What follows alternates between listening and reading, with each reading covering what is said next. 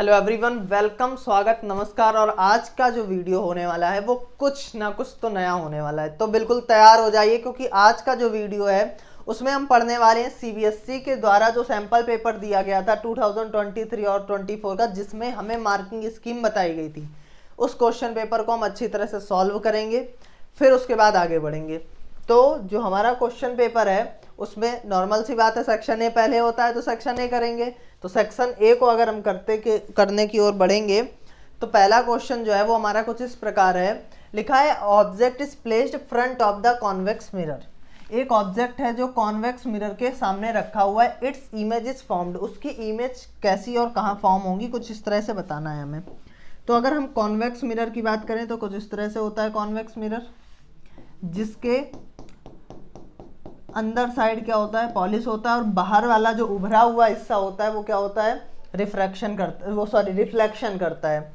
तो आप हमेशा याद रखेंगे कि कॉन्वेक्स मिरर में जो इमेज बनती है वो बिहाइंड द मिरर बनती है। कहाँ बनती है? Behind the mirror. Option check करेंगे, लिखा है at the distance equal to the object is front of the mirror. तो बिल्कुल नहीं, क्योंकि फ्रंट ऑफ द मिरर तो बनने की कोई पॉसिबिलिटी है ही नहीं। फ्रंट ऑफ द मिरर वाले सारे ऑप्शन गलत हो जाएंगे, क्योंकि कॉन्वेक्स मिरर में सभी को पता है जो इमेज बनती है वो कहाँ बनती है, बिहाइंड द मिरर बनती है।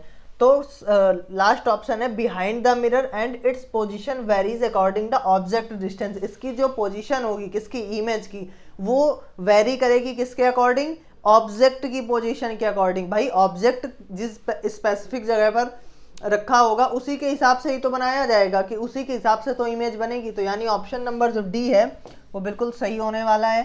तो ऑप्शन डी को सही कर देते हैं हम लोग, और इसी के साथ समय को ना बर्बाद करते हुए आगे बढ़ते हैं। अगला क्वेश्चन जो है, लिखा व्हेन लाइट इंटर्स द एटमॉस्फेयर। जब लाइट एटमॉस्फेयर में एंटर करती है, it's strike on the extremely fine particles. वो बहुत सारे पार्टिकल पर क्या करती है, स्ट्राइक करती है। विच डिफ्लेक्ट द रेज, वो लाइट की रेस को क्या करते हैं, डिफ्लेक्ट करते हैं, फैला देते हैं। ऑल पॉसिबल डायरेक्शन, सभी पॉसिबल डायरेक्शन में जहां जहां वो फैला सकते हैं। तो इस घटना, इस फिनोमिना को हम क्या कहेंगे, रिफ्लेक्शन ऑफ लाइट? बिल्कुल नहीं। रिफ्लेक्शन ऑफ लाइट में क्या होता है कि सेम मीडियम में जब कोई लाइट की रे किसी स्मूथ सरफेस पर पड़ती है तो सेम मीडियम पर वापस आ जाती है। तो इसकी तो कोई पॉसिबिलिटी ही नहीं है। डिस्पर्सन ऑफ लाइट 7 कलर्स में डिस्ट्रीब्यूट हो जाते हैं, इसकी भी कोई पॉसिबिलिटी नहीं है। बचे दो ऑप्शन हमारे पास, एक एटमॉस्फेरिक रिफ्रैक्शन और स्कैटरिंग ऑफ लाइट। वो एटमॉस्फेरिक रिफ्रैक्शन जो होता है वो एक अलग बात हो गई। एटमॉस्फेरिक रिफ्रैक्शन क्या होता है, जो एटमॉस्फेयर से लाइट आती है वो हमारे आंखों पर पड़ती है, तो वो अलग की कहानी हो गई। लेकिन जो ये बात है scattering of light, scattering of light होता क्या है एक्चुअली में, जब कोई लाइट किरण किसी पार्टिकल पर पड़ती है और पड़ने के बाद वो चारों तरफ बिखर जाती है, जैसे टिंडल इफेक्ट, वो क्या है, स्कैटरिंग ऑफ लाइट के कारण होता है। तो इसका जो ऑप्शन होगा वो क्या होगा, स्कैटरिंग ऑफ लाइट जो होगा वो बिल्कुल करेक्ट आंसर होगा। और आगे बढ़ेंगे अगर, तो लिखा है अ कंपास निडल, एक कंपास की निडल है, इस placed near a current carrying wire. वो एक करंट कैरिंग वायर के पास में रखी हुई है। ये असर्शन रीजन है। लिखा है the deflection of the compass needle, compass needle का डिफ्लेक्शन जो है वो डिक्रीज होता है। क्या होता है, decrease when magnitude of current wire is increase. ये बोल रहा है, ये बहुत गंदी बात बोल रहा है, कह रहा है कि जब करंट को इंक्रीज किया जाएगा, जब करंट को क्या किया जाएगा, आई को इंक्रीज किया जाएगा, तो जो डिफ्लेक्शन है कंपास निडल का वो कम हो जाएगा, जो कि बिल्कुल गलत है। भाई जितना ज़्यादा करंट बढ़ाओगे उतना ज़्यादा मैग्नेटिक फील्ड बढ़ेगा, और जितना ज़्यादा मैग्नेटिक फील्ड बढ़ेगा उतनी ही ज़्यादा डिफ्लेक्शन करेगी कंपास की निडल। तो ये जो असर्शन लिखा हुआ है वो तो बिल्कुल गलत है। और रीज़न जो है वो लिखा है a straight of the strength of the magnetic field at point near conductor increase on the increasing the current. Magnetic field की स्ट्रेंथ जो होगी वो बढ़ जाएगी, ये बात अभी मैंने बताई है कि बढ़ जाएगी जब हम करंट को बढ़ाएंगे। तो बिल्कुल सही बात है। तो असर्शन रीजन में 4 ऑप्शन होते हैं। जो सबसे आखिरी वाला ऑप्शन होता है वो ये कहता है कि A is false and R is true. तो याद रखना कि जो फोर्थ ऑप्शन होता है वो सिर्फ अकेला इकलौता ऑप्शन होता है जिसमें असर्शन गलत होता है, और रीजन ट्रू होता है। तो ये वाला ऑप्शन बिल्कुल सही होगा, जो फोर्थ ऑप्शन होगा। इसमें थोड़ी गलतियां हुई हैं कि ऑप्शंस नहीं है, तो आपको इतना वो नहीं करना है, ध्यान रखना है। तो सेक्शन ए बहुत 3 क्वेश्चंस थे सैंपल पेपर में सेक्शन ए के फिजिक्स में, तो ये हम कर चुके हैं। अब बात करेंगे हम लोग सेक्शन बी की। जो सेक्शन बी है वो बहुत अच्छा है। पहला ही क्वेश्चन जो है वो कुछ इस प्रकार है, वो कह रहा है the refractive index of 3 medium are given below. 3 medium के आपको रिफ्रैक्टिव इंडेक्स दिए, आपको दिख रहे होंगे।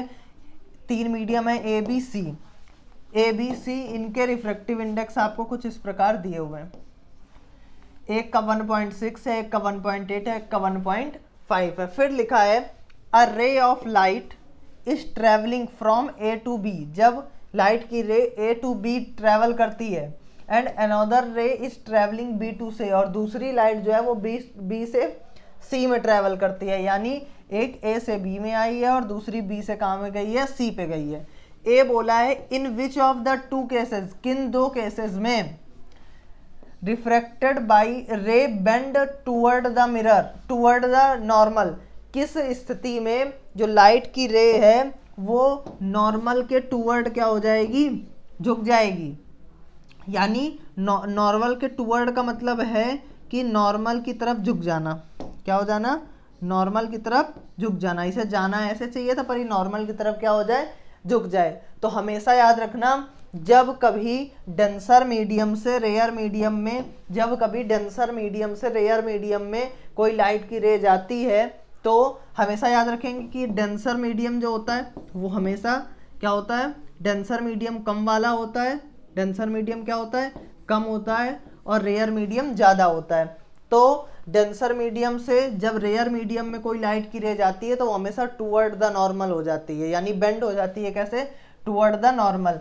तो ये आपका क्या है, ए वाला जो है ये डेंसर है, और आर वाला जो है, सॉरी बी वाला जो है वो रेयर है। यानी जब ए टू बी जाएगी लाइट की रे, कहाँ जाएगी, ए टू बी, तब वो क्या होगी, टूवर्ड द नॉर्मल हो जाएगी। या एक तरह से ये, पर इसमें हमें 2 ही बातें बोली हैं कि लाइट की रे या तो ए टू बी जाएगी या तो बी टू सी जाएगी। यानी एक ऑप्शन और हो सकता था कि अगर सी टू बी जाती तब पॉसिबल हो सकता था, ये भी तो डेंसर का काम करेगा, लेकिन लाइट की रे सिर्फ 2 ही जगह जा रही है, एक बी टू सी जा रही है, एक ए टू बी जा रही है। इसलिए हमारा ऑप्शन जो होगा वो क्या होगा, ए टू बी वाला करेक्ट हो जाएगा। यानी पहले वाले के लिए जो ऑप्शन होगा वो होगा ए टू बी। फिर अगला है in which case does the speed of light increase, किस केस में लाइट की स्पीड इंक्रीज होगी इन द सेकंड मीडियम, दूसरे मीडियम में। यानी जब एक मीडियम से दूसरे मीडियम पर लाइट जाएगी तो इस इंक्रीज हो जाएगी स्पीड। तो स्पीड इंक्रीज कब होती है, स्पीड इंक्रीज तब होती है जब कोई लाइट की रे रेयर मीडियम से कहाँ जाए, डेंसर मीडियम पर जाए। जब कोई लाइट की रे रेयर मीडियम से डेंसर मीडियम पर जाएगी तो लाइट की स्पीड क्या हो जाएगी, इंक्रीज हो जाएगी। यानी ये रेयर मीडियम से डेंसर मीडियम या तो यहाँ से यहाँ जाए और या तो यहाँ से यहाँ जाए, लेकिन ये है ए, तो बी से तो ए जा नहीं रही है, ये तो ए टू बी जा रही है, तो ये ऑप्शन गलत हो गया।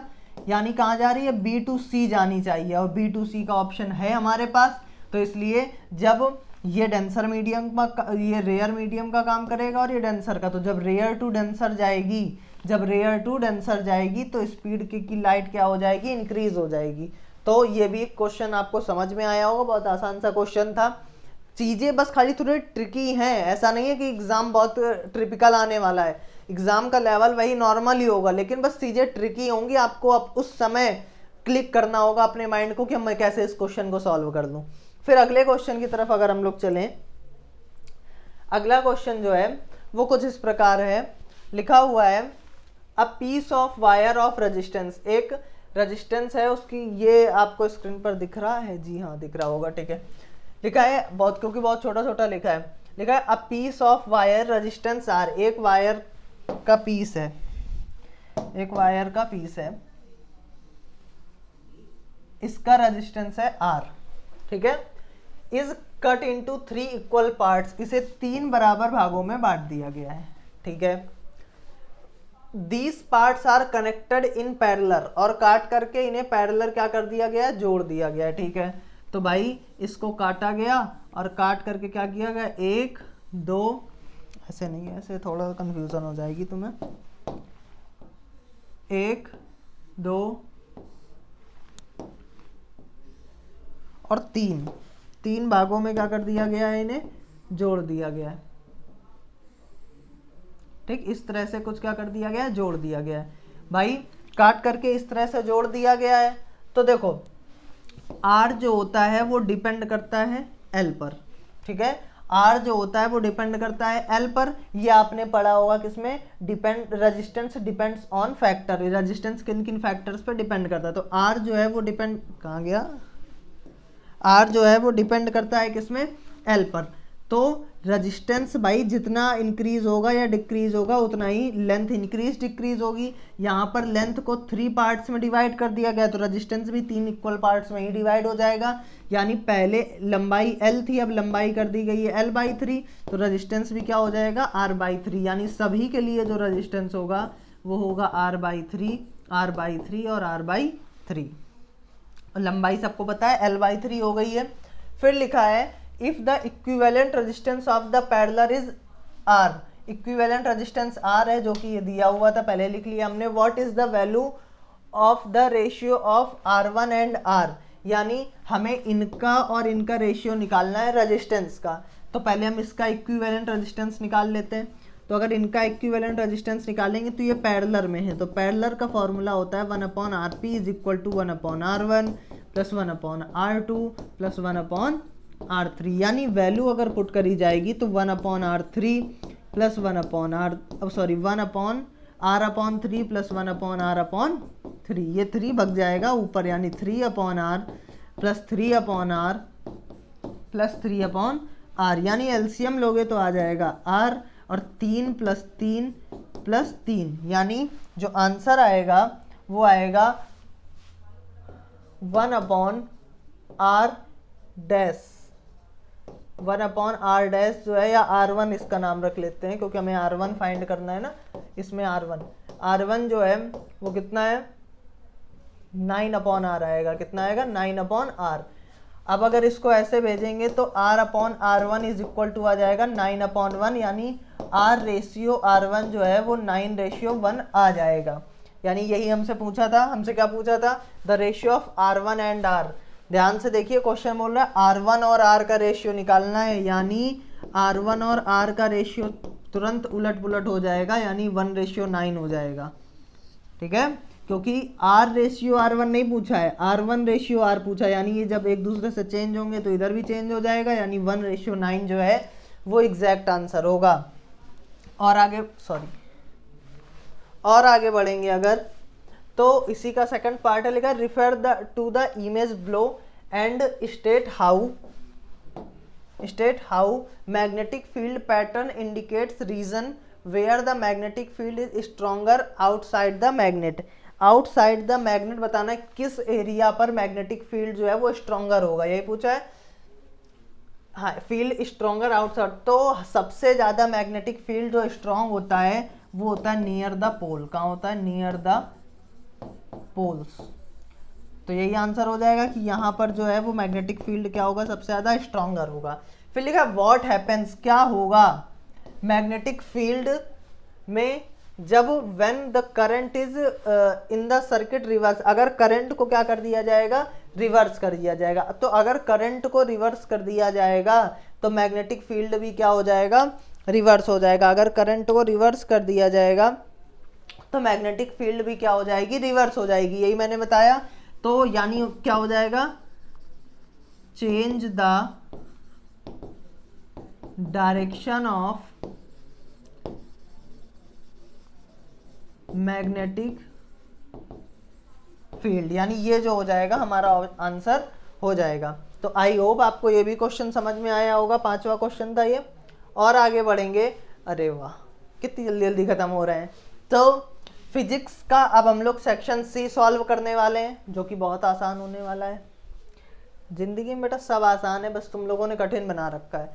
तो ये क्वेश्चन है, explain why the refractive index of any material. हमें एक्सप्लेन करना है कि refractive index of any material, किसी भी मटेरियल का जो रिफ्रैक्टिव इंडेक्स होगा with respect two year is always greater than 1, वो हमेशा 1 से ज़्यादा होता है। क्यों? क्योंकि क्योंकि किसी भी मीडियम के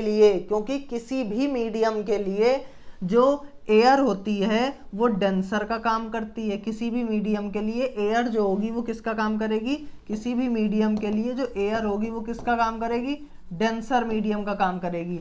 इसलिए जो क्या होता है कि किसी भी मीडियम में एक से ज़्यादा होता है एयर, किसी भी मीडियम का रिफ्रैक्टिव इंडेक्स एक से ज़्यादा होता है एयर के लिए। क्यों? क्योंकि एयर जो है हमेशा सभी मीडियमों के लिए डेंसर का काम करती है, ये बिल्कुल फैक्ट है। उसके बाद लिखा है in the figure below a light ray travels from air into semi circular plastic block. एक लाइट की रे जो है वो सेमी सर्कुलर प्लास्टिक ब्लॉक से इसमें क्या कर रही है, एंटर कर रही है।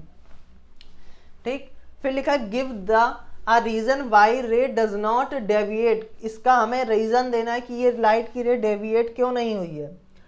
At the semi circular boundary में ऑफ द प्लास्टिक ब्लॉक। तो देखो भाई क्या देखना है आपको ये देखना है कि अगर कोई लाइट की रे क्या कहते हैं बेंट नहीं हो रही है, इसका मतलब है वो कितने डिग्री पे गिर रही है, 90 डिग्री पर गिर रही है। अगर ये यहाँ पर डेविएट नहीं हुई है तो इसका मतलब है कि ये जो लाइट की रे है ये कितने एंगल पर गिर रही है, कितने एंगल से जा रही है, 90 डिग्री के एंगल से जा रही है। और 90 डिग्री के एंगल से जाने पर ये कभी भी डेविएट नहीं होगी। तो इसका मतलब ये है यहाँ पर I की वैल्यू भी 0 है और R की वैल्यू भी 0, यानी इंसिडेंट एंगल भी 0 होगा और रिफ्रैक्टिव एंगल भी क्या होगा, 0 होगा। फिर थर्ड बोला है complete the ray of diagram above the scenario when the light of comes plastic block from the top flat. अच्छा, टॉप फ्लैट से हमें इस डायग्राम को क्या करना है, पूरा करना है। तो भाई ये कि जब भाई प्लास्टिक ब्लॉक जो है वो किसका काम करेगा, वो रेयर मीडियम का काम करेगा। और ये बाहर एयर है, एयर किसका काम करेगा, डेंसर का। यहाँ बताया मैंने एयर हमेशा सबके लिए डेंसर का काम करेगी। बाहर एयर है, यहाँ लिखा भी है। तो जब ये डेंसर का काम करेगा तो डेंसर में ज़्यादा डिग्री का एंगल होगा। डेंसर में भाई जब ये डेंसर का काम होगा, डेंसर में लाइट ऑफ स्पीड क्या होगी, ज़्यादा होगी। तो डेंसर मीडियम में लाइट ऑफ स्पीड ज़्यादा होगी। तो जैसे ही ये आएगा तो ये टूवर्ड द नॉर्मल नहीं होगा, अवे फ्रॉम द नॉर्मल जाएगा। कहाँ जाएगा, अवे फ्रॉम द नॉर्मल। इसे जाना कुछ ऐसे चाहिए था लेकिन ये ऐसे नहीं जाएगा, ये अवे फ्रॉम द नॉर्मल जाएगा क्योंकि ये रेयर मीडियम से कैसे कहाँ पर जा रहा है, डेंसर मीडियम पर जा रहा है। तो इसका पहला क्वेश्चन था, ये भी सॉल्व हो चुका है आपको, इसमें भी कोई दिक्कत नहीं होनी चाहिए। और आगे बढ़ेंगे खूब सारे पेज छोड़ रखे हैं। लिखा है state the law of explains how heating effect of current with respect to measurable property in the electric circuit. हमें बताना है कि हीटिंग इफेक्ट ऑफ करंट जो है उसको हम कैसे नापते हैं और उसे कहते क्या हैं। तो फिर लिखा list the factor with resistance conductor of depend. Okay, हमें वो दो चीजें बतानी है। तो अगर हम पहली चीज की बात करें तो पहली चीज हमसे पूछी है कि हीटिंग इफेक्ट जो होता है करंट को, उसे हम क्या कहते हैं, स्टेट लॉ, उसे हम कहते हैं जूल्स लॉ ऑफ करंट। क्या कहते हैं, Joule's law of heating, Joule's law of heating है ना, Joule's law of heating current या heating, Joule's law of heating क्या कहते हैं, जूल्स लॉ ऑफ हीटिंग। उसके बाद अगर हम आगे बढ़ेंगे तो किस पे डिपेंड करेगा, तो लिखेंगे heat is directly proportional to, heat किस पे डिपेंड करेगी, आई स्क्वायर पर, हीट डिपेंड करेगी आर पर और हीट डिपेंड करेगी टाइम पर। यानी जो फॉर्मूला बन के चला आ रहा होगा वो आई स्क्वायर आर टी होता है, ये आपने पढ़ रखा है, इसको हमें बताने की ज़रूरत नहीं है। और आगे बढ़ेंगे तो लिखा है list the factor on which resistance depend. तो आपने रेजिस्टेंस वाले फैक्टर में पढ़ा होगा। तो आर जो होता है वो डिपेंड करता है किस पर, लेंथ पर वायर के। आर जो है वो डिपेंड करता है किस पर, एरिया पर डिपेंड करता है। और तीसरी बात, आर जो डिपेंड करता है वो करता है नेचर ऑफ मटेरियल पर, नेचर ऑफ मटेरियल की, मटेरियल का नेचर कैसा है। तो इन तीन चीज़ों पर डिपेंड करता है। तो ये हमारा सबसे ज़रूरी पॉइंट था।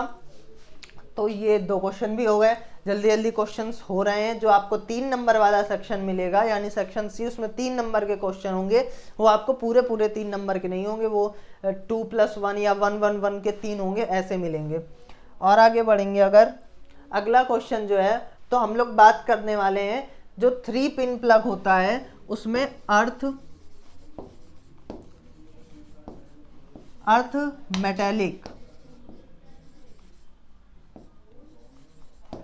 मेटेलिक वायर होता है जो एक्स्ट्रा चार्ज को क्या कंटेन करता है, और उस एक्स्ट्रा चार्ज को कहाँ भेज देता है, अर्थ पर वापस भेज देता है, जिससे हमें उससे लगने वाले जो शॉक होंगे यानी जो झटके होंगे वो नहीं महसूस होते हैं। तो इस वजह से हमें जो मेटेलिक बॉडी वाले अप्लायंसेज होते हैं उनमें क्या यूज होता है, उनमें यूज होता है 3 पिन वाला प्लग। और जो बल्ब होता है उसमें इस वजह से 3 पिन वाला बल्ब वो यूज नहीं होता है प्लग, क्योंकि उसमें ऐसा कोई खतरा नहीं होता, क्योंकि उनकी बॉडी मेटल की नहीं होती है। उसके बाद अगर हम और आगे बढ़ेंगे, और आगे बढ़े, हाँ बढ़ेंगे, लिखा है 3 अच्छा सी रोड, उसने लिखा क्या लिख दिया भाई, इन्होंने लिख दिया 3 pin connection reduce heating of the connecting wire. वो हीटिंग मतलब कनेक्टिंग वायर की हीट कम करता है, ये तो कोई मतलब ही नहीं हुआ इसका। फिर लिखा है इस हर आंसर करेक्ट और इनकरेक्ट, तो इसका आंसर क्या होगा, इनकरेक्ट होगा। फिर लिखा है what is the function of the fuse in a domestic circuit. Domestic circuit में फ्यूज का क्या यूज होता है, तो उसकी बात करने से पहले हम एक बार और आपको बता दें कि जो 3 पिन प्लग वाले में एक्स्ट्रा चार्ज जो आ जाता है ये होता क्या है।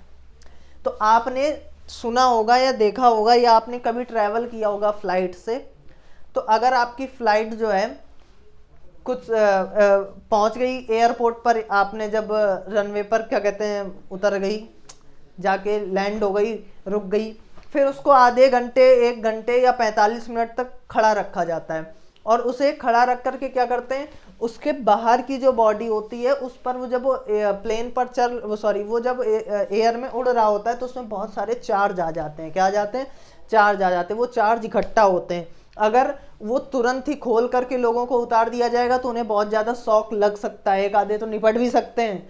तो इस वजह से उसको क्या किया जाता है, एक वायर से जोड़ा जाता है, एक बंदा आता है जो अच्छी खासी किट पहने होता है, वो उसको उसकी बॉडी से कनेक्ट करता है और सारा चार्ज उसके थ्रू अर्थ पर चला जाता है। और जब सारा चार्ज अर्थ पर चला जाता है लगभग 30-35 मिनट बाद वापस गेट खोले जाते हैं, तब लोगों को वहाँ पर क्या किया जाता है, उतारा जाता है। तो उसका यही कारण है कि उसमें जो होता है कि बहुत ज़्यादा चार्ज जनरेट होता है, जिसकी वजह से इलेक्ट्रिक शॉक लगने के चांसेस होते हैं। तो जिस वजह से प्लेन उतरने के बाद काफ़ी देर तक क्या किया जाता है, खड़ा किया जाता है।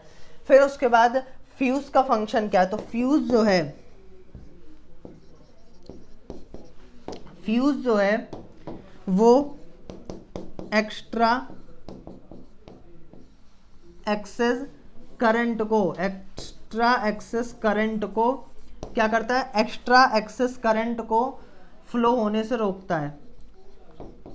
तो क्या होता है, ब्लॉक कर देता है उसे, है ना, मोबाइल व्हाट्सएप वाला ब्लॉक नहीं। चलो देखो क्या होता है कि जैसे मान लीजिए आपके घर में अप्लायंसेस लगे हैं और सबको 220 वोल्ट चाहिए, परंतु कभी कभी क्या होता है, पहले क्या होता था कि इतने सारे जुगाड़ नहीं थे तो हम लोग फ्यूज वायर का यूज़ करते थे। तो फ्यूज वायर क्या होता था, घर के मेन सप्लाई पर लगा दिया जाता था, जिसकी वजह से जब उसमें लाइट आती थी, जैसे ही लाइट आएगी, तो अगर नॉर्मल लाइट आ रही है, नॉर्मल करंट आ रहा है तो कोई दिक्कत नहीं, लेकिन करंट अगर ज़्यादा हुआ मैक्सिमम, जो कि सारे अप्लायंसेस के लिए खतरा है, तो जैसे ही ऐसा होगा तो तुरंत फ्यूज वायर क्या हो जाएगा, हीट होगा। क्योंकि हीट होने का रीज़न ये है क्योंकि फ्यूज वायर का रेजिस्टेंस बहुत हाई होता है। तो हाई रेजिस्टेंस होने की वजह से ज़्यादा करंट बहेगा तो वो हीट होगा, और हीट होने की वजह से इनका बॉइलिंग पॉइंट लो होता है, तुरंत ये मेल्ट हो जाते हैं। क्या हो जाते हैं, मेल्ट हो जाते हैं, और मेल्ट होकर वहाँ से सप्लाई को तोड़ देते हैं। घर में जितने भी अप्लायंसेस होते हैं वो सब जलने फूकने से क्या हो जाते हैं, बच जाते हैं। तो ये इसका सटीक आंसर है। आगे बढ़ेंगे, जैसे ही आगे बढ़ेंगे, अरे यार कितनी जल्दी जल्दी खत्म हो रहा है, जैसे ही आगे बढ़ेंगे सेक्शन डी आ जाएगा, है ना। तो जैसे ही सेक्शन डी आएगा और आगे बढ़ेंगे, क्योंकि सेक्शन डी का हमें क्या करना है, जैसे ही सेक्शन डी आया वैसे ही हम आगे बढ़े और आगे बढ़कर हमने देखा एक डायग्राम बना हुआ है जिसमें हमें कॉन्वेक्स लेंस दिख रहा है ना, लिखा है the above image shows thin lens of focal length 5 centimetre. इसका जो फोकल लेंथ दिया है वो कितना दिया है? 5 सेंटीमीटर दिया है। What is the kind of lens above the figure? अरे यार ये भी पूछोगे क्या? कॉन्वेक्स लेंस, कॉन्वेक्स लेंस है ये। कौन सा है? Convex lens. फिर लिखा है if real inverted image is formed by this lens. इस लेंस से एक रियल और इन्वर्टेड इमेज बन रही है, इसका मतलब रियल और इन्वर्टेड बन रही है। तो रियल इमेज हमेशा कहाँ बनती है? राइट साइड में बनती है। और राइट साइड में जब रियल इमेज बनेगी तो एफ भी प्लस में होगा, ठीक है। फिर लिखा है distance of 7 centimetre from the optical lens optical centre. लिखा है द रियल एंड इन्वर्टेड। अच्छा, जो इमेज बन रही है वो 7 मीटर पर बन रही है, यानी वी जो है वो 7 मीटर पर बनेगी। फिर लिखा है calculate the where should be object place. हमें बताना है कि ऑब्जेक्ट कहाँ प्लेस किया जाए। फिर ड्रॉ द डायग्राम भी बनाना है। तो चलो भाई आगे बढ़ते हैं। तो तुरंत जैसे ही आगे बढ़ेंगे वैसे ही क्या हो जाएगा? Using lens formula. जैसे ही लेंस फॉर्मूले में हम लोग आंखें मारेंगे वैसे ही लेंस फॉर्मूला हमारी आंखों के सामने आ जाएगा। 1/v प्लस नहीं माइनस 1/u। तो 1/ अगर u निकालेंगे तो 1/v माइनस 1/f, यानी 1/u is equal to 1/v जो है वो 7 है माइनस 1/5। एलसीएम लेंगे 35 आएगा, 7 पना 35 अपान 7 35, यानी 1/u जो आ जाएगा वो आ जाएगा माइनस का 2/35। तो u जो है वो 35/2 आएगा, माइनस का और डिवाइड करोगे तो हो जाएगा माइनस 17.5 सेंटीमीटर। मीटर है? मीटर। ये हो गया हमारा u, यही निकालना था हमें। तो ये भी क्वेश्चन बहुत आसान था, आपको कोई दिक्कत नहीं होनी चाहिए। और आगे बढ़ेंगे अगर तो एक खाली पेज आएगा, उसके बाद एक भरा पेज आएगा और फिर उसमें एक न्यूमेरिकल होगा।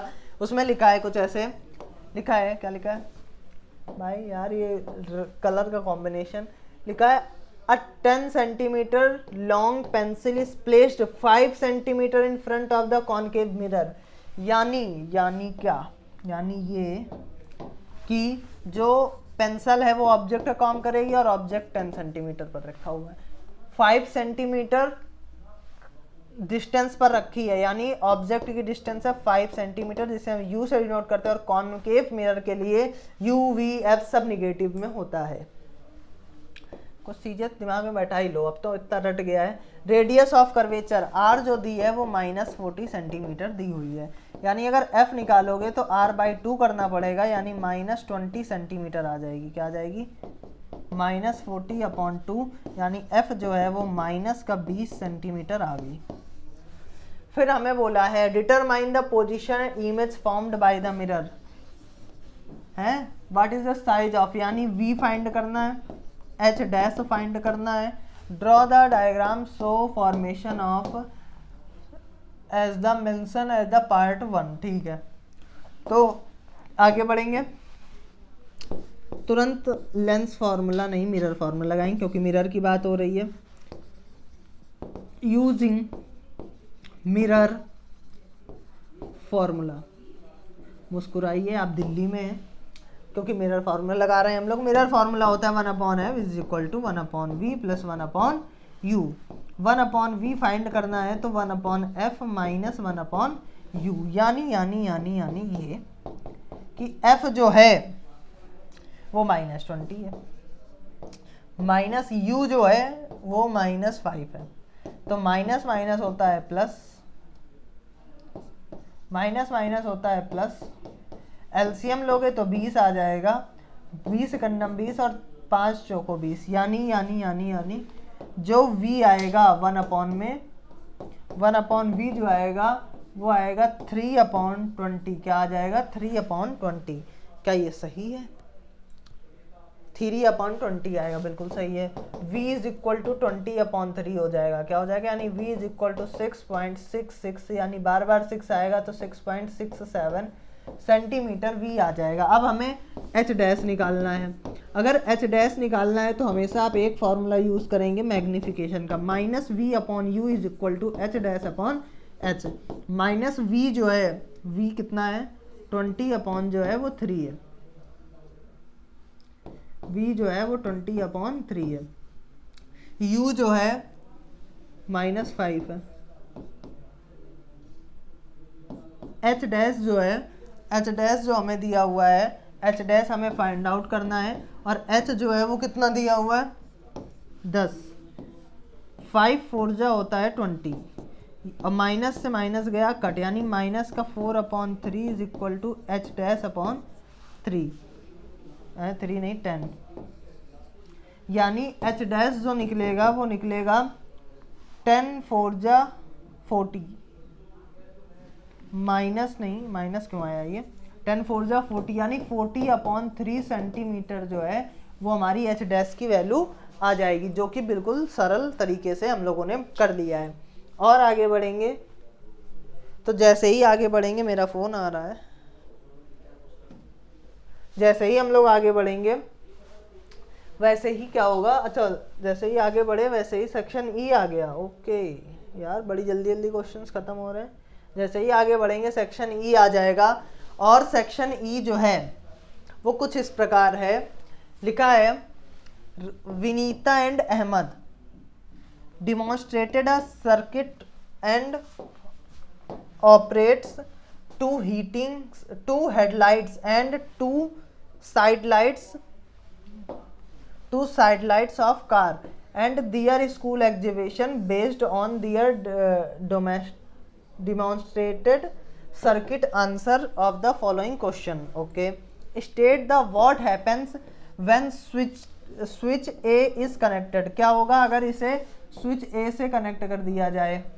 तो भाई स्विच ए से कनेक्ट कर दिया जाएगा किसको, पोजीशन 2 को। पोजीशन 2 को स्विच ए से कनेक्ट कर दिया जाएगा तो इधर करंट आएगा और ये दोनों बल्ब जो हैं वो ग्लो कर जाएंगे। तो लिखेंगे कि जब स्विच को कनेक्ट किया जाएगा किससे, 2 से, पोजीशन 2 से, तो लिखेंगे 12 ओम बल्ब्स विल ग्लो। तो इसका तो ये हो गया। फिर पोजीशन अगर 3 से किया जाएगा, अगर 3 से किया जाएगा तो ये दोनों बल्ब ग्लो हो जाएंगे, तो लिखेंगे कि 4 ओम बल्ब्स विल ग्लो। लो हो गया। फिर लिखा find the potential difference across the each lens. Each lens के लिए हमें पोटेंशियल डिफरेंस निकालना है। अगर आप देख रहे होंगे तो इन सब में करंट जो है अलग अलग बह रहा है, यानी ये सभी किसमें जुड़े हुए हैं, सभी जुड़े हुए हैं ये पैरेलल। कैसे जुड़े हुए हैं, पैरेलल। और पैरेलल में पोटेंशियल डिफरेंस कांस्टेंट होता है, यानी सेम पोटेंशियल डिफरेंस रहेगा कितना, 12 वोल्ट। फिर लिखा calculate the current in each. तो करंट का फॉर्मूला होता है I is equal to V upon R. Ohm's law से पढ़ा है। किसके लिए निकालना है, 12 ओम के लिए निकालना है, और पोटेंशियल डिफरेंस 12 है तो 12 अपॉन 12 यानी 1 एम्पियर। और in each 4 ohm lamp when, ठीक है ये क्या लिखा है, कुछ भी लिखा हो, 4 ओम के लिए करंट निकालना है, लाइट लिखा होगा ये। तो same formula I is equal to V upon R. V कितना है 12 और R कितना है 4, 4 3 जा 12, यानी 3 एम्पियर जो है इसके लिए आ जाएगा। ठीक। फिर लिखा so calculation which type of lamp 4 ओम और 12 ओम आज हायर पावर। कौन सा पावर, किसके लिए पावर ज़्यादा होगा। तो अगर आप पावर का फॉर्मूला पढ़ चुके होंगे तो पावर का फॉर्मूला होता है V अपॉन आर, यानी P proportional to V square upon R, V inversely proportional to 1 upon R. यानी जिसका पावर ज़्यादा होगा उसका रेजिस्टेंस कम होगा, या उल्टा कहें तो जिसका रेजिस्टेंस कम उसकी पावर ज़्यादा। तो यहाँ पर किसका रेजिस्टेंस कम है, 4 ओम के रजिस्टर का रेजिस्टेंस कम है। तो 4 ओम के रजिस्टर का रेजिस्टेंस कम है तो कौन वाला ज़्यादा पावर का होगा, लिखेंगे 4 ohm lamp is higher power than 12 ohm resistor. तो इस तरह से ये हमारा फिजिक्स का सैम्पल पेपर ख़त्म हो गया है। बहुत आसान तरीके से जल्दी जल्दी मैंने कराने की कोशिश की ताकि आपका कम समय में, क्योंकि एग्ज़ाम बहुत पास है, रिवीजन अच्छा हो जाए। तो आई होप आपको समझ में आया होगा। अपने सारे जितने भी दिल के अंदर भावनाएं आ रही हैं सब आप कमेंट्स में बहा सकते हैं। तब तक अपना ध्यान रखिए। धन्यवाद। Bye bye Tata.